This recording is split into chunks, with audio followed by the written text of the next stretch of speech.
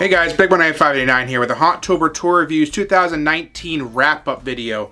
13 haunts. Woohoo! 13! My gosh, what a number that is. I'm shocked I got that many in this year.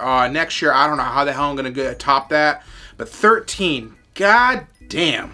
Alright, so we're going to go down the list. We're going to do any rebuttals, any thought process, what we think we need to change, anything like that. We're going to start right off where we first started was in Connecticut for Nightmare Acres. Now, Nightmare Acres was running on their third year from what they told me, and I thought the place was amazing. The sets were detailed. I thought that was great. I gave it a 4 out of 5, and I think that the scale should stay where it is right there. They have an extreme night coming up this week. Yeah, what time this video comes out, I don't know. But it's about the 9th, I think it is, November 9th. So you want to go get touched by the people from Nightmare Acres, go up there. They're having an extreme night. It's worth it. I think it's pretty good for the third year. The next one we went to, or I went to, or maybe a couple people, was Trail of Terror. Now, every year I go here, they blow me out of the water. Wayne in Wallingford, Connecticut, Trail of Terror is a charity haunt. Everything he does in this haunt is excruciating, right to the point, perfect, A+, detail. Everything. The scenes of Michael Myers, exactly. 13 Ghosts, perfect. Nothing would change in this that review. 5 out of 5. You have to go to Wallingford, Connecticut to see Trail of Terror. It's worth it. The next one was Fear Town.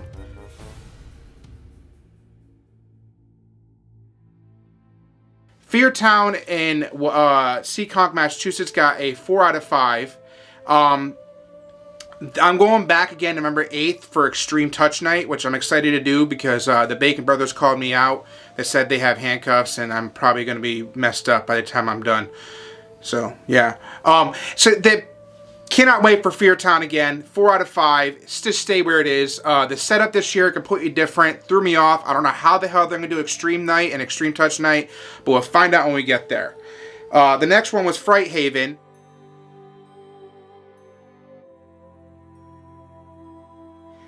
We gave that a 3 out of 5. I honestly believe it needs to stay there because I think there are some things that need to change with that haunt. I think that there's a lot of negative zones where there wasn't many actors in it. The actors that were in there were actually right on spot. Russ Lyman, who went with me for this one. Hey, Russ, what you doing? Need to know that.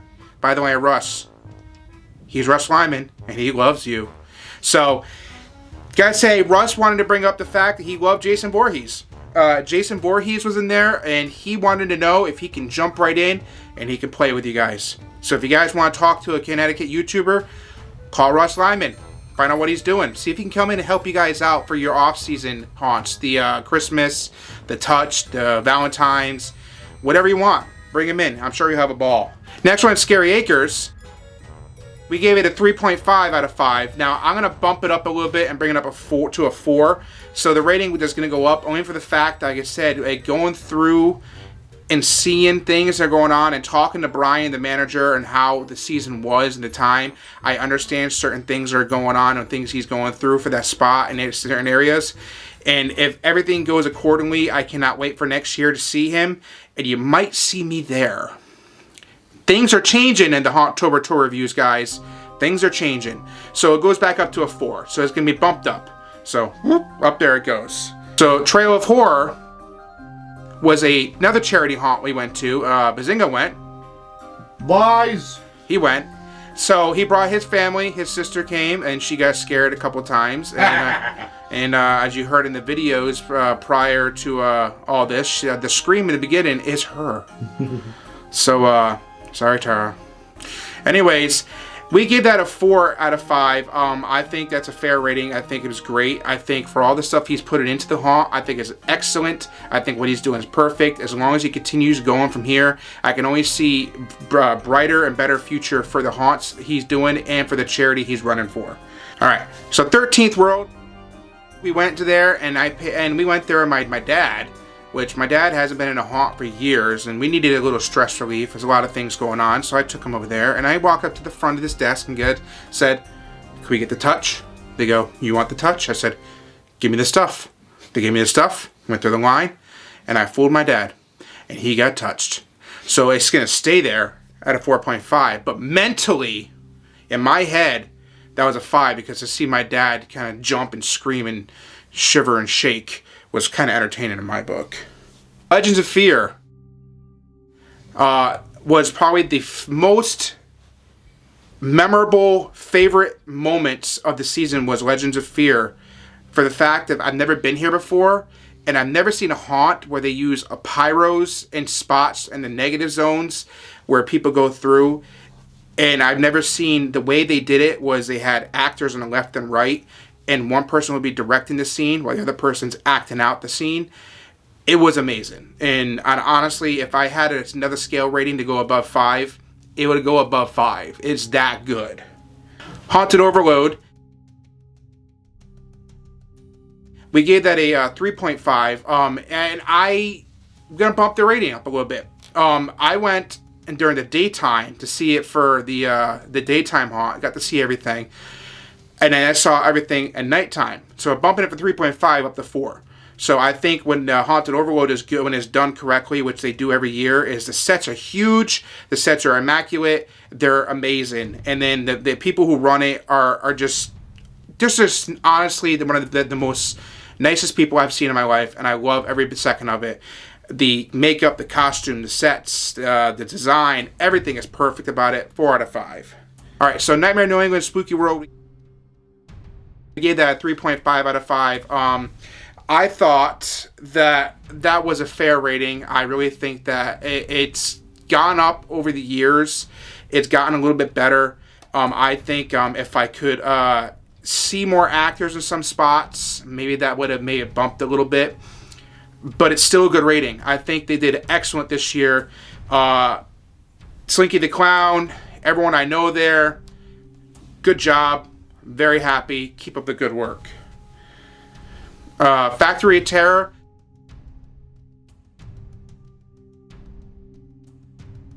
We went with, again, Bazinga. No, you lie. It wasn't me. Nope, he went. So he went with his girlfriend, and we all went there. And let's just say, this is where it's going to be weird, okay? I gave it a 3 out of 5, but I'm bumping it down. I'm bumping it down. It's getting a 2.5 out of 5. I really think that the manager who runs all 3 places has like a different image for each haunt. The West Warwick, the Fall River, and then the Woonsocket one, or Worcester. I also think he's got too much going on where he can't focus on everything at once. That's a good point. He has a lot of stuff going on that is too much to focus. It's sensory overload. And that's one of the things that threw me off. One of the things that really threw me off was the strobe lights. You got to kill the strobe lights. You got to kill some of those. Fix some of the spots by putting some actors, maybe. If you can't put actors, put props. Add more to creep out factor. It bumps down to a 2.5. So Fright Kingdom in Nashua, New Hampshire, is one of my favorite haunts of all times. I love Fright Kingdom. Shout out to everybody there, including the clowns. You guys know what I'm talking about. I love every second of that. I'm probably going back for the Fright Before Christmas, hopefully so when it comes out. It's a Christmas version of the haunt, and Krampus will be rolling around in the midway point with his evil elves and his reindeers. Again, I got a 5. Still remains at a 5. And the last one, which was probably one of my favorites, and I'm going to bump up the scale on this one, was Barrett's Haunted Mansion in Massachusetts. I went there by myself for the last one because I wanted to try one more to make it 13, because you know 13 is a good number. And just throwing out there, Papa, I know you're watching a video, Viva Septober. I know what you're talking about, and I put that little thing up here because I probably said it and butchered it again. Septober. Yes, that's where I'm going with that. I gave it a 4 out of 5. I'm giving it a 5 out of 5. I think that Barrett's, for one thing I didn't say in the review, was that they had scenes that were just shocking to me. Like the mirror scene was great. In the dark, like in a funhouse style mirror scene, it was amazing when you had people calling you, go over here, no, over here, no, over here, go over here, no, over here, you're going the wrong way. And that's what you got. And it's like constant echo, echo, echo, every section you go. And it's pretty cool that way. And the thing is, this set isn't as big as you think. It's just so many twists and turns that it seems bigger. So it's pretty cool. And then the second area they had was extremely detailed. Extremely detailed. As I can say that many times. Extremely detailed. The kitchen was built from the 1950s. It looked like it came from the 1950s. Like the fridge, icebox, as they call it probably back then. The TV, the furniture, like even the strobe light room where I had, what wasn't like polka dot. It was what I could describe as like 8-bit dot. That's what it looked like to me. And then people with 8-bit dot suits, like it was freaking cool. So it goes from a 4 to a 5. So that's definitely worth it. The problem I'm having now is I've hit almost everything in New England, guys. So next year, things are changing. We have 3 options on the plate. We'll be in deep discussion with the crew and how this is going to work, if we're going to do it. Be ready for the podcast. Brian will possibly be on it, and possibly Papa from Barretts Haunted Mansion, if I can get him to come down and do a podcast with me about haunters. One of the things I want to talk about is that podcast is very important because we're going to sit here for 45 minutes or more, probably a 2-parter, hopefully, depending on how many people show up. But it's going to be fun to listen to it. So get ready for that podcast, guys. If you like the video, hit the like button, subscribe, comment, thumbs up, follow me on social media, let me know how I'm doing. Go to the podcast, you know what to do. Hit me up, Podbean, iTunes, Spotify, pretty much everywhere you want to go.